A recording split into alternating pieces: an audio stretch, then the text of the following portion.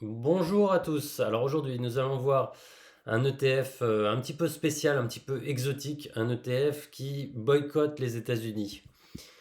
Alors, on va partir sur mon site favori pour les ETF, Just ETF.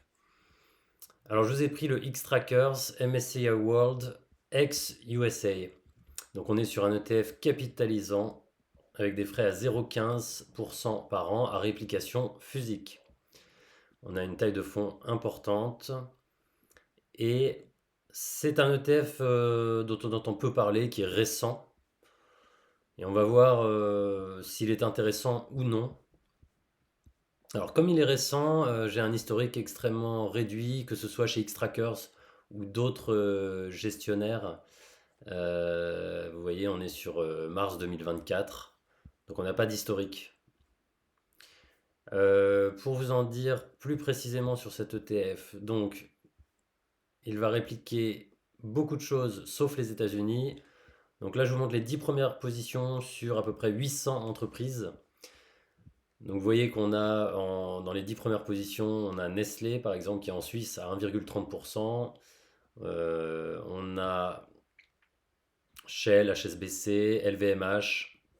Alors la particularité de cet ETF, c'est que du fait de l'absence des États-Unis, on va avoir le Japon qui est quasiment à 20%, la Grande-Bretagne à 12,5%, ensuite Canada, France, et donc on a la France qui est à 9,3%. Alors que dans un ETF World, elle est beaucoup plus réduite. On va avoir les Pays-Bas à 5, Suède, Australie, voilà. Alors la particularité aussi, c'est qu'on va avoir les services financiers à 23%. Donc comparativement à un ETF World, on va regarder tout à l'heure, où on a beaucoup plus de tech. Industrie 15, technologie, là on est à 9,44. Alors on n'a pas les mastodontes américains que sont Apple, Microsoft, notamment, Meta. Alors, comparaison. Alors, pour qui s'adresse cet ETF éventuellement? Quelqu'un qui est 100% Nasdaq ou SP500 ou ETF USA, eh ben, qui veut se diversifier un petit peu, c'est une option. Voilà. Maintenant, quelqu'un qui a déjà un ETF World, il va déjà être diversifié, avec certes une prépondérance américaine, du fait de l'importance de l'économie américaine, mais il sera déjà diversifié. Alors là, j'ai mis sur un petit comparatif où on a un ETF de BlackRock SP500 qui est donc en orange. Donc on voit les performances sur 10 ans à peu près. Et on compare ça, donc en orange, on voit les performances. On était à plus 473%, là on est redescendu, la volatilité des marchés, comme c'était le cas pendant le Covid, comme c'est souvent le cas, ça fait partie de la volatilité pardon, du marché action. On a en bleu le stock 600 sur 600 entreprises européennes, pas de l'Union européenne, mais également la Suisse, la Norvège, le Royaume-Uni, hein. C'est pour ça que j'ai mis le stock 600 et non pas le stock 50. Et on est en bleu, et vous voyez qu'on est sur des performances par rapport au marché américain qui sont pas terribles. Plus 146%, bon, c'est mieux que le livret A, mais c'est pas non plus la folie. Alors j'aurais pu comparer avec le Nasdaq, là ça serait. Je vais peut-être le rajouter d'ailleurs.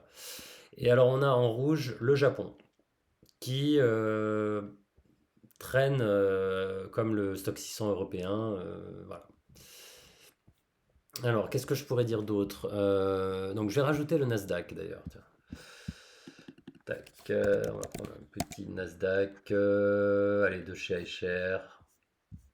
Et on voit le Nasdaq qui explose, même le SP500. Et alors là, si on compare avec les indices européens, effectivement, on n'est pas du tout au même niveau. Alors, grosse volatilité du Nasdaq, cependant, hein, là, on voit que ça a beaucoup baissé euh, avec les annonces de Trump. Alors, si je mets un ETF World, et finalement, ça serait un petit peu ça. Si vous êtes déjà sur du SP500 et vous rajoutez un petit peu de World X États-Unis, le mixte des deux va faire un petit peu comme un ETF World selon la proportion que vous choisissez. Alors ETF World, on va prendre, on va prendre un X-Trackers. Bon, allez, non, on va prendre un iShare classique. Hop. Et voilà, donc on voit le World qui est en vert. Donc le World va être effectivement, là on a en orange le SP500, bah, le World ça va être un mixte entre le SP500 et les marchés européens et le Japon. Donc forcément on est au milieu, on est à plus 300%. Donc est-ce que ça fait sens d'acheter cet ETF? Ça peut faire sens si vous êtes exclusivement actuellement sur les États-Unis et que vous voulez un petit peu vous diversifier. On a aussi les ETF marchés émergents qui peuvent faire sens. Maintenant, à vous de voir la proportion que vous voulez. On voit quand même que sur les 10 dernières années, les marchés européens et japonais ont vraiment sous-performé les marchés américains. Est-ce que ce sera toujours le cas à l'avenir? Je ne sais pas.